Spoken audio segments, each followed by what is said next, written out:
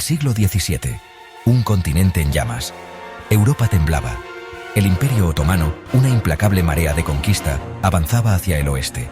Parecía que nada podía detener su avance.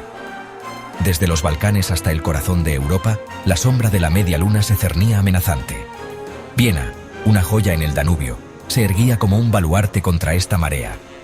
Una vibrante encrucijada de culturas, era un premio codiciado por los otomanos.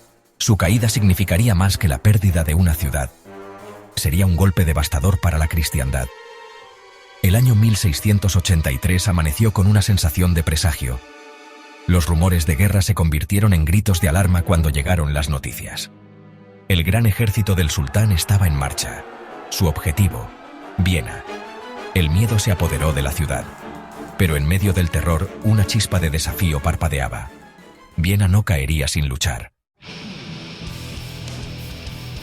El sol salió el 14 de julio de 1683, proyectando sobre Viena una luz ominosa. A través de las llanuras, un vasto ejército se extendía hasta donde alcanzaba la vista. Más de 150.000 soldados otomanos, un mar de estandartes y acero, estaban listos para engullir la ciudad. Dentro de las murallas de Viena, 15.000 defensores se preparaban para el ataque. Liderados por el resuelto Ernst Rüdiger Starhemberg, eran superados en número 10-1.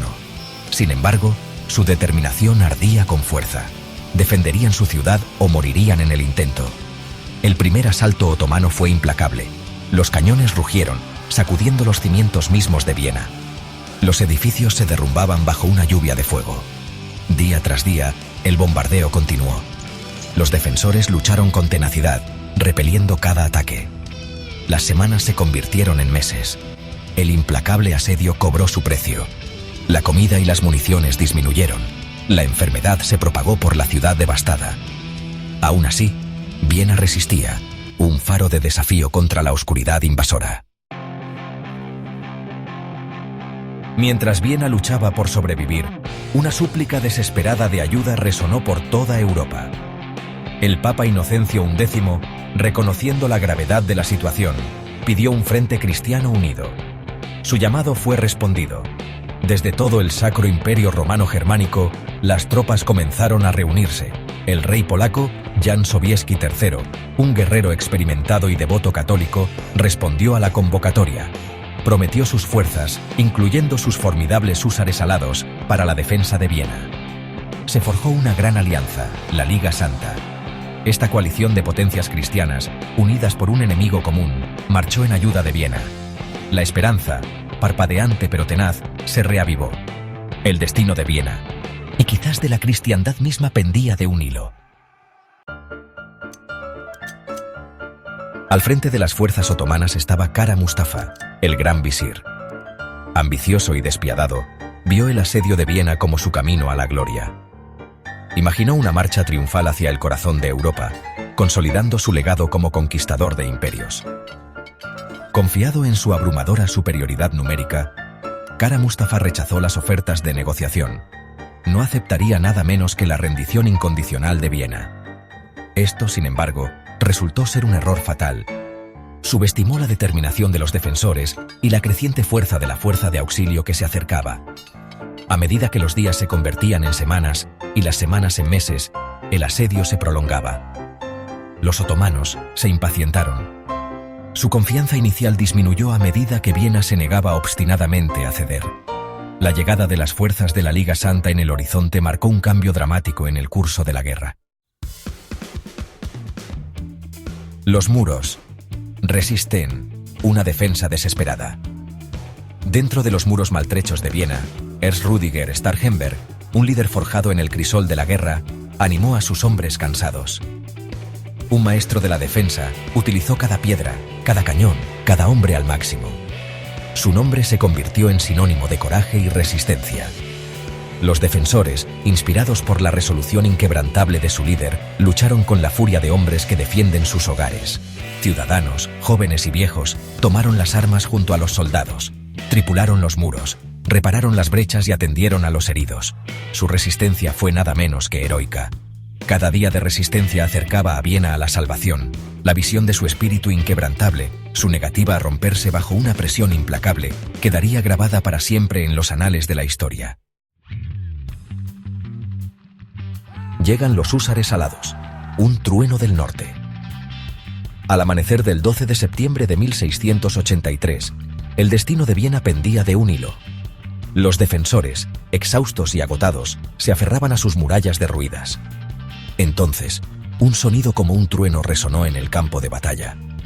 Era un sonido que despertaba la esperanza en los corazones de los sitiados e infundía miedo en las almas de los sitiadores. Los húsares alados, la caballería de élite del ejército polaco, habían llegado. Liderados por el rey Jan Sobieski III, su carga fue una fuerza irresistible. Adornados con alas de plumas, descendieron de las colinas de Kahlenberg, una furia emplumada que se estrellaba contra las filas otomanas. El impacto fue devastador. Las líneas otomanas, ya debilitadas después de meses de asedio, se doblaron y rompieron bajo el ataque. La marea cambia, una carga desesperada por la libertad.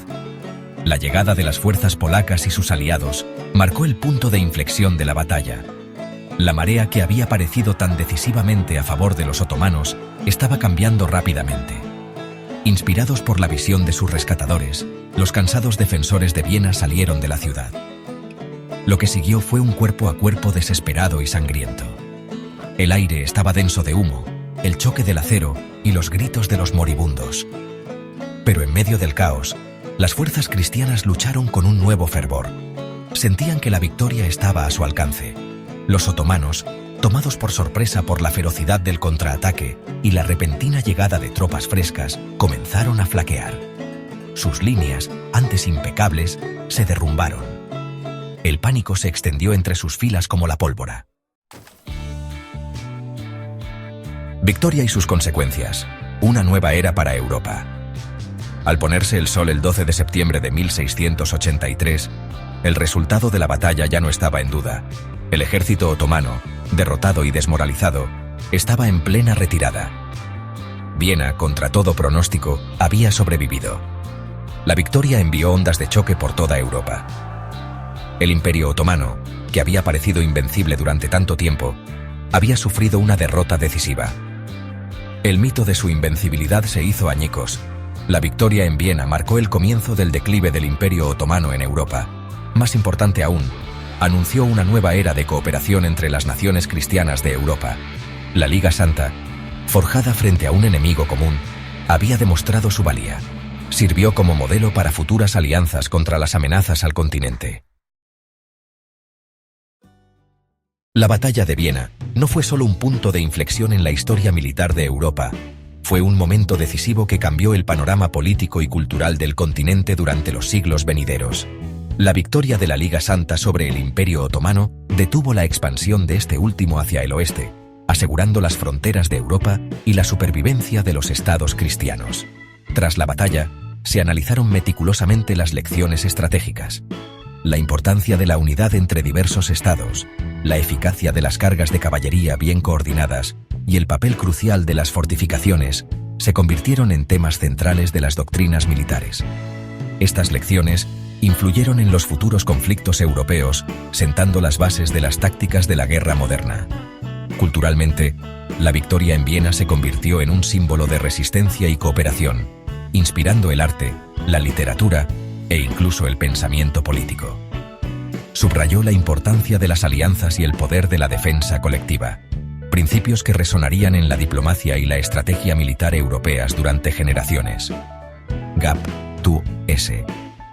El legado de la batalla de Viena sirve como recordatorio del impacto duradero de la unidad y la previsión estratégica. Es un testimonio de la resistencia de un continente que, cuando se enfrenta a amenazas existenciales, puede unirse para defender sus valores y su forma de vida.